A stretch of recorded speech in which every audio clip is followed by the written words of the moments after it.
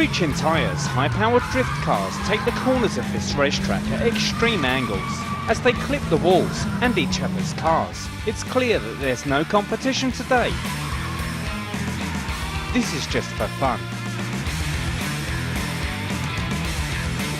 And it's unlikely many of the cars will make it to the end.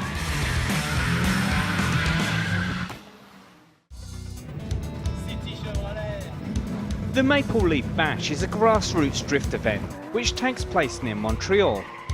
Filmmaker Kevin Saint-Perrier went along with the wide-open drift team. They've taken along their Nissan 240 SXs, which they've painted to look like the cars in the Tom Cruise movie Days of Thunder, much to the amusement and appreciation of the crowd.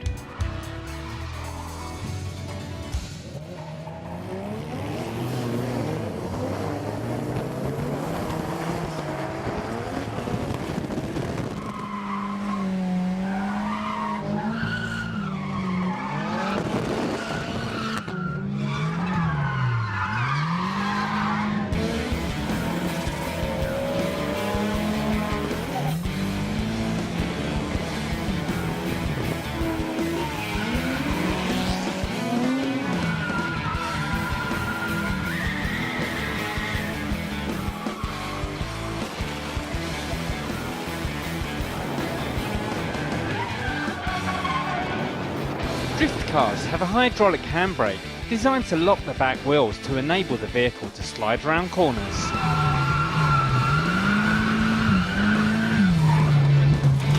The cars on the track today are known as drift missiles. They're drift cars that are used purely for fun, and the drivers don't worry about damage. Today they're even doing some damage on purpose, making contact with the walls and each other.